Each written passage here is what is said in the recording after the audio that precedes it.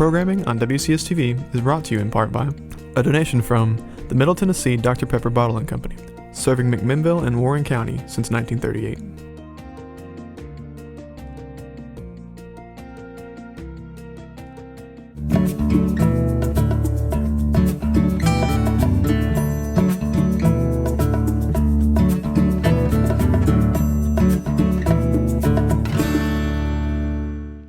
Hello and welcome to another edition of Sit Down with the Director. I'm Robin Phillips and I'm here today again with our Director of Schools, Bobby Cox. Good morning, Bobby. Morning, how are you? I'm great, how are you? I'm great on a happy Halloween day.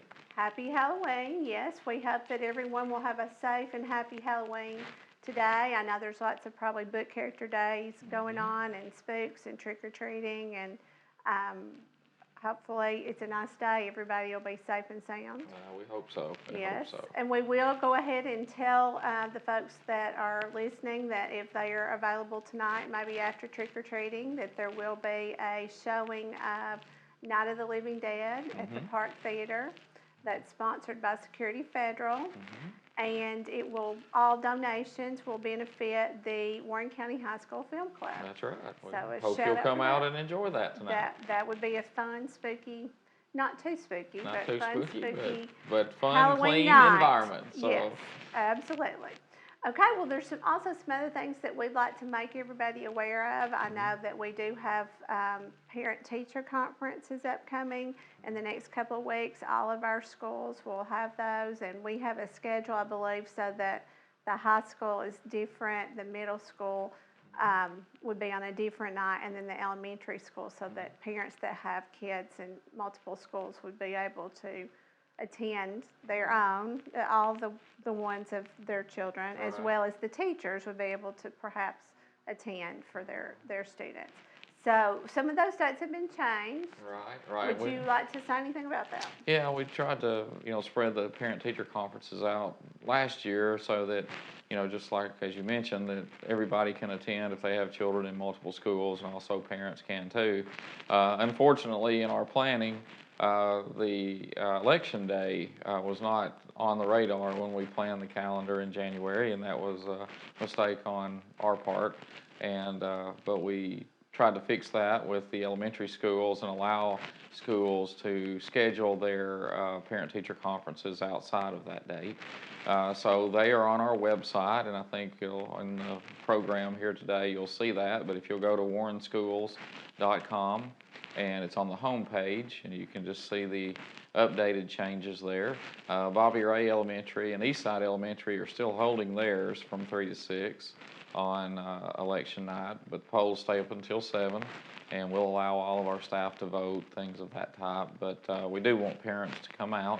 Monday night, the 7th, will be Warren County High School, and then Thursday night, the 10th, will be Warren County Middle School, and all of those dates will be 3 times will be 3 to 6.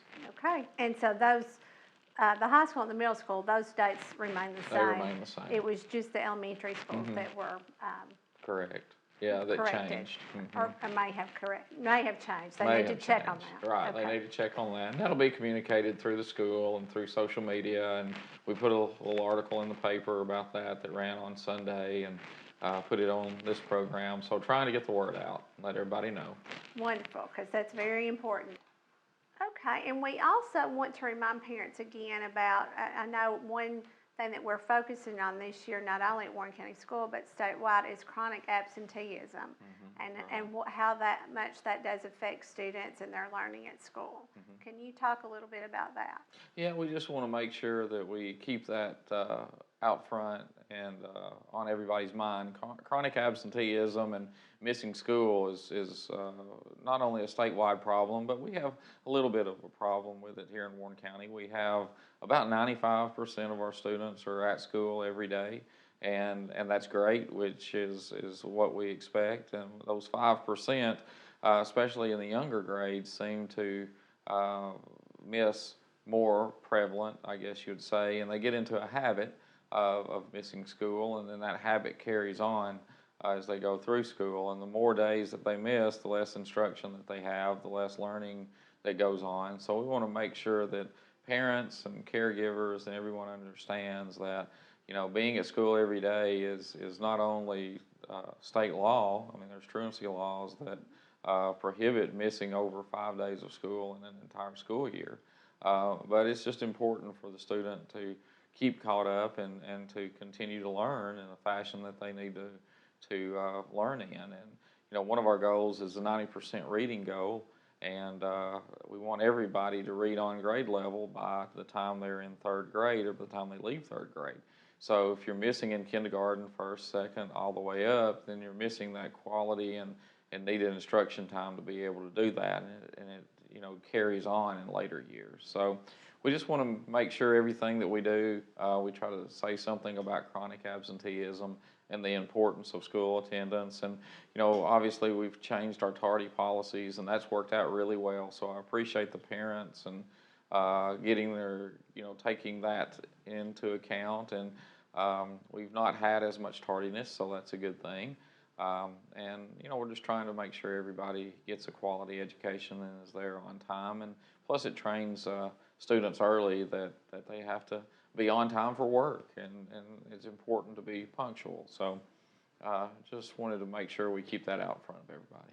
Okay, because good habits start early and need to be stressed early. And That's also, right. I know the kindergarten curriculum is much more than it used to be when we were probably in school, and some of these folks were in school. I mean, they are learning things in kindergarten that really can't be Right. Well, not. All right, starting to learn to read there, so Yes. that's where they learn to read. So we need to make sure they're there every day. Okay, great.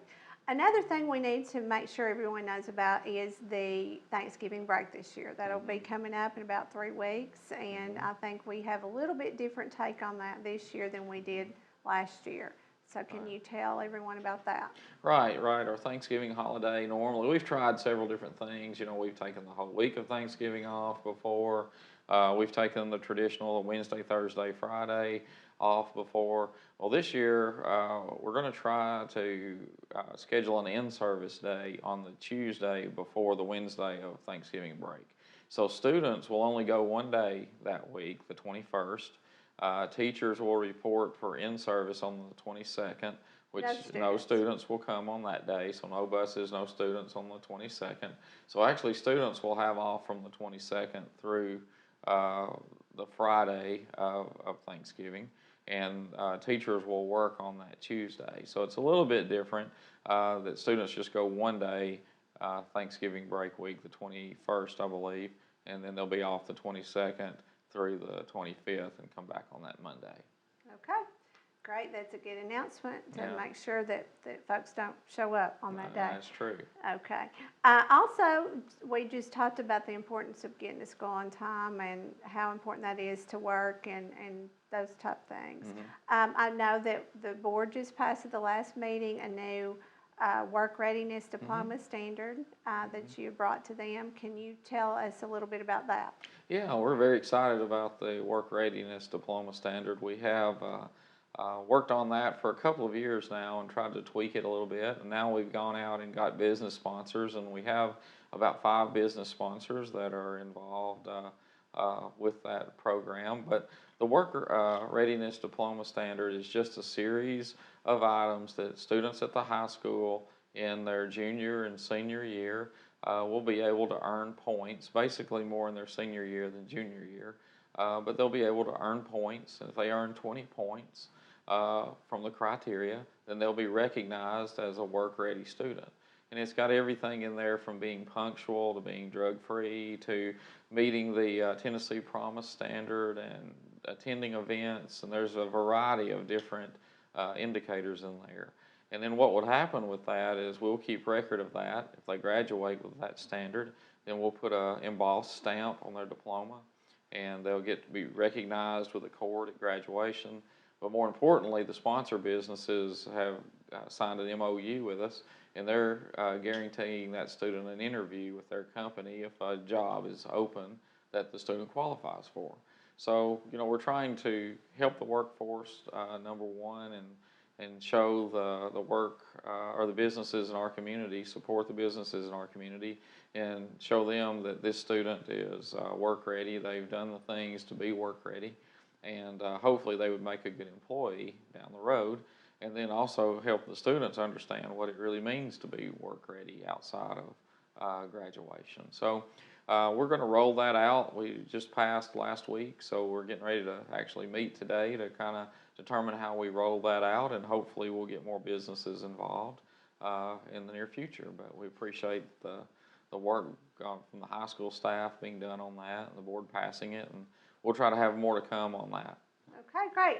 And again, that sounds like a win-win for everyone. Right. Win-win-win for our community as well as our businesses and our students. Right. That will, I'm sure, that will start next year. Right. Not this year. Well, we may try to, we're going to meet today and try to see if we can roll it out this year and students can gain the 20 points needed, then we may go ahead and roll it out, but it'll be for sure for next year. Okay. So. Very good. Also. Yeah. Also, we do have another new couple of things that we've been working on. Number one, we have a new logo for Right. Warren County Schools that looks fantastic. I think Joe's put it up on the screen there. Yeah. And we also have a new strategic plan that we're working on. Right. Could you tell us a little bit about the logo and the strategic plan? Well, the logo, as you see on the screen, Dina Jones in our office developed the logo. She's very talented and pulled some things together that really was giving Warren County Schools a new, fresh look to go along with our strategic plan, and also combine education and our nursery and agriculture roots and our school colors, as well as our team, our logo there at the bottom, so our slogan. And then we've completed our first 5-year strategic plan. So it's time for us to kind of relook at that again, and we've worked on our mission, vision, and beliefs document that the board has approved and guided our work. And now we've gotten about 75 community members involved, and we have 7 areas of focus that we'll be looking at. And last week we kicked that off, and the committees are starting to work. And then hopefully in May, our goal would be to have another strategic plan pulled together with action steps that'll guide us for the next 5 years. But that'll, give us a fresh new look, hopefully, for the school system, fresh ideas from the community of what the school system needs to do and what we need to do to be successful, and then that will guide our work. But that's been a good opportunity to really dig into what we have accomplished in the past, but what we need to accomplish in the future. And I just think the new logo and the fresh look will give our school system a good brand to move forward with. Okay, and I know those committees are going to be working hard over this year, so we'll be able to share, I'm sure, along the way or in May, some of the things that we will be looking at in those plans. Right, and we'll run those through our parent advisory board, obviously our school board, and hopefully we'll have everything up on our website where people can kind of see how we're moving. And I want that to be a living, breathing document where people know where we're at, what our goals are, and how we're moving to accomplish those. So, yeah, I would encourage everybody to check back to our website pretty often. We'll have some things up in the near future. Okay, great. Well, that covers a lot of information and a lot of material. I appreciate you being here today and the audience being here. I hope everyone has a happy Halloween and a safe Halloween. Be sure and go to the movie tonight. That's right. Enjoy the Park Theater, and everybody be safe.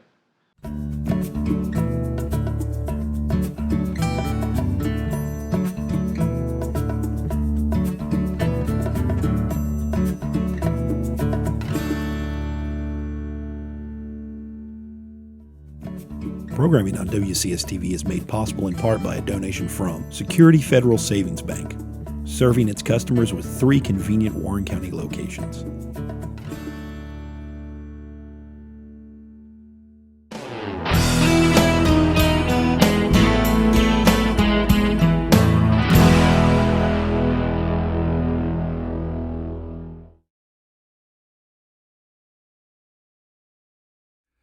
Programming on WCS-TV Channel 180 is made possible in part through donations from your McMinnville State Farm agents Lee Holland, Norm Barnes, Neil Helton, and Bill Zeckman.